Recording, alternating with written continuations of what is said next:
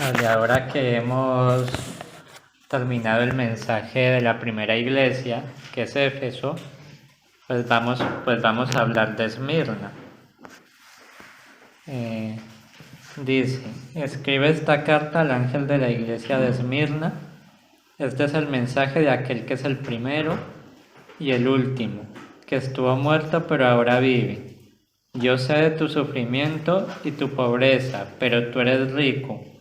Conozco la blasfemia de los que se te oponen. Dicen ser judíos, pero no lo son, porque su sinagoga le pertenece a Satanás. No tengas miedo de lo que estás a punto de sufrir. El diablo meterá a algunos de ustedes en la cárcel para ponerlos a prueba, y sufrirán por 10 días. Pero si permaneces fiel, incluso cuando te enfrentes a la muerte, te daré la corona de la vida. Todo el que tenga oídos para oír debe escuchar al Espíritu y entender lo que Él dice a las iglesias. Los que salgan vencedores no sufrirán daño de la segunda muerte. Pues bien, la iglesia de Esmirna es un ejemplo de fidelidad al Señor cuando hay tribulación y cuando hay problemas. Y si analizamos bien lo que dice aquí sobre la iglesia, vemos que apenas hay palabras de condenación para ella. En el mensaje que leemos aquí, vemos que se nos presenta al Señor como el primero y como el último. Nos lo presentan como el que murió pero resucitó. Y también vemos que habla de los creyentes que dicen ser una cosa pero no lo son, y de los enemigos que según lo que dice aquí dicen ser judíos pero no lo son. O sea, vemos aquí una iglesia que es perseguida tanto por las autoridades, que en ese momento era el Imperio Romano, como por sus hermanos, por así decirlo, porque muchos de los que formaban esta iglesia eran judíos. Entonces la ciudad de Esmirna era una de las principales ciudades de Asia Menor. Era muy rica, muy próspera. Tenía uno de los puertos más importantes de la región. Y además de todo este aspecto económico, también era un importante centro de culto imperial. Y en el año 26 después de Cristo, durante el reinado de Tiberio César, allí en la ciudad hicieron un templo en honor al emperador y obligaban a la gente a que cada año tenían que acudir al templo y reconocer que César era su señor.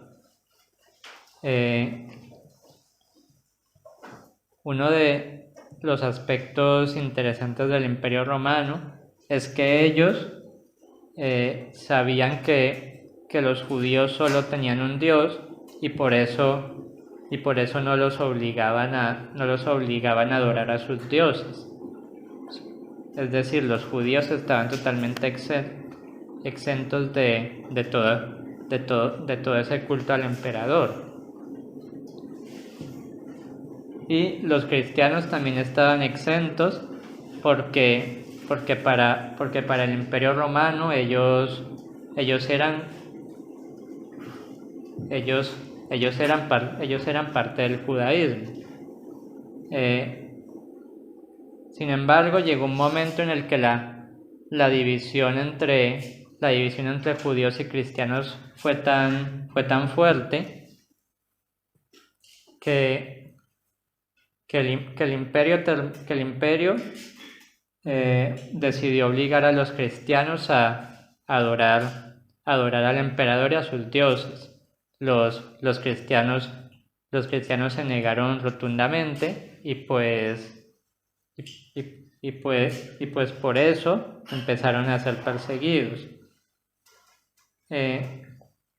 Y esto es lo que puede que estuviera pasando en la iglesia de Esmirna, que estaban siendo duramente perseguidos por su fe en Cristo. En el versículo 9 dice: yo sé de tu sufrimiento y tu pobreza, pero tú eres rico. Conozco la blasfemia de los que se te oponen. Dicen ser judíos, pero no lo son, porque su sinagoga le pertenece a Satanás. La iglesia de Esmirna no vemos que haya hecho nada malo, y de hecho se le alaba por muchas cosas. Y aquí vemos algunas cosas que Dios reconoce de la iglesia de Esmirna, y es que había tribulación. En esta iglesia había mucha tribulación, mucha persecución, sobre todo por parte de los mismos judíos que querían acabar con el evangelio, porque ellos no reconocían a Jesús como su Mesías, y pensaban que todo lo que predicaban los cristianos eran herejías, y iban en contra de la Torá. Y así como los mismos judíos atacaban a los cristianos, también se puede decir que si lo aplicamos a la iglesia hoy en día, se puede decir que los mismos hermanos se levantaban para atacar a sus otros hermanos y así dañar la obra. Y es algo que solemos ver mucho en las iglesias. Hermanos que se ponen a hablar mal de otros para dañarlos, hermanos que atacan a los pastores, luego pastores que hablan mal de otros, problemas que puede haber entre diferentes congregaciones. Entonces, según lo que vemos aquí, era una iglesia en la que había dos tipos de personas: unos que eran verdaderos hijos de Dios y cumplían todos sus mandamientos, se comportaban según lo que se dice en las Escrituras. Pero luego estaban los que no eran verdaderos hijos de Dios y simplemente buscaban hacer daño. Por eso en este versículo se habla de la sinagoga de Satanás, personas que el diablo usa para intentar dañar la obra de Dios. Luego, otra cosa que que Dios reconoce de esta iglesia, que era una iglesia pobre, pero también era una iglesia muy rica.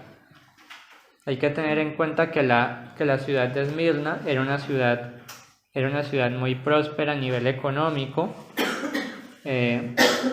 Había mucho dinero y mucha riqueza, pero a nivel espiritual era una ciudad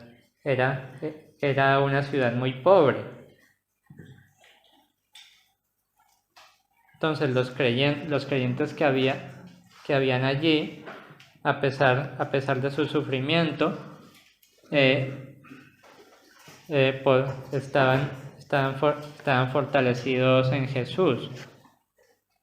Y aquí tenemos que pensar en dos cosas, y es que por nosotros seguir a Jesús vamos a tener que enfrentar muchos problemas, y entre ellos puede estar la pobreza.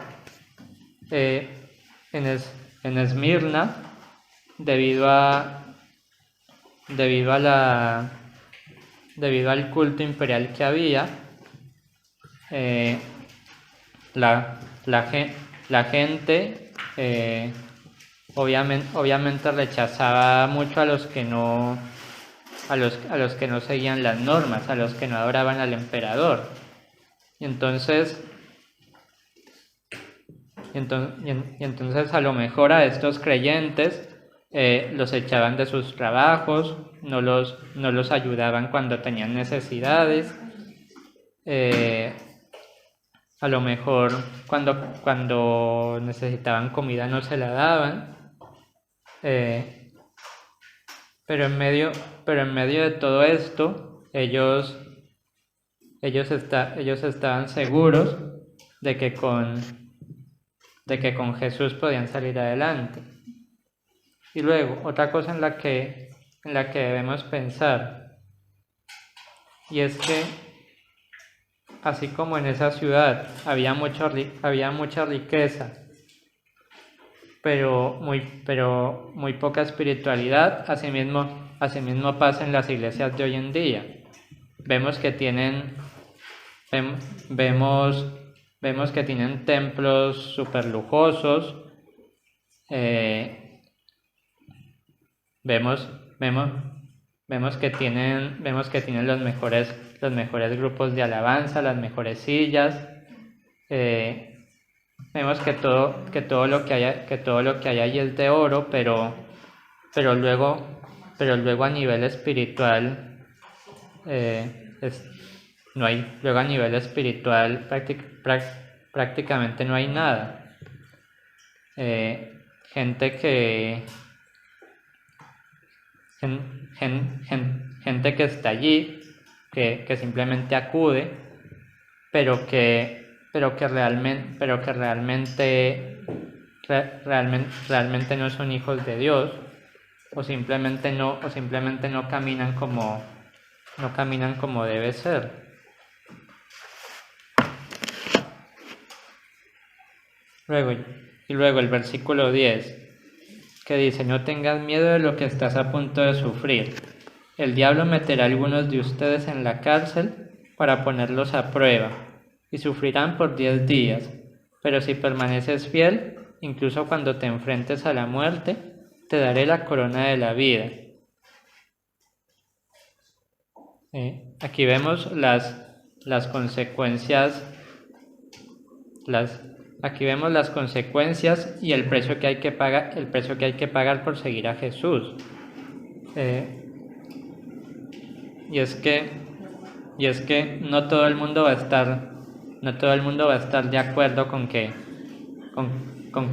nosotros seamos cristianos, con que nosotros prediquemos la palabra de Dios, y siempre vamos a recibir ataques de la gente, ya sea de nuestros amigos, de nuestros familiares, de las autoridades. Entonces aquí Dios nos lo resalta mucho: no tengas miedo de lo que estás a punto de sufrir. Pero Y luego dice, pero si permaneces fiel, incluso cuando te enfrentes a la muerte, te daré la corona de la vida. No podemos tener miedo de lo que nos puedan hacer. Y lo más importante es que a pesar de todo lo que podamos sufrir, porque nosotros aún siendo cristianos hay veces que al ver la tribulación y el ataque nos venimos abajo y pensamos y lo primero que pensamos es en dejarlo, pero Dios nos dice aquí que tenemos que permanecer fieles, que no podemos rendirnos, porque si permanecemos fieles seremos totalmente recompensados por Dios. Luego en el 11 dice, todo el que tenga oídos para oír debe escuchar al Espíritu y entender lo que Él dice a las iglesias. Los que salgan vencedores no sufrirán daño de la segunda muerte. Tenemos que estar, nosotros como hijos de Dios, tenemos que estar dispuestos a escuchar la palabra de Dios, a escuchar lo que Él quiere para nuestras vidas y sobre todo a tener seguridad de que con Él delante nada ni nadie nos va a poder hacer daño. Entonces, a modo de resumen, la Iglesia de Esmirna nos enseña que en medio de las persecuciones y de las dificultades tenemos que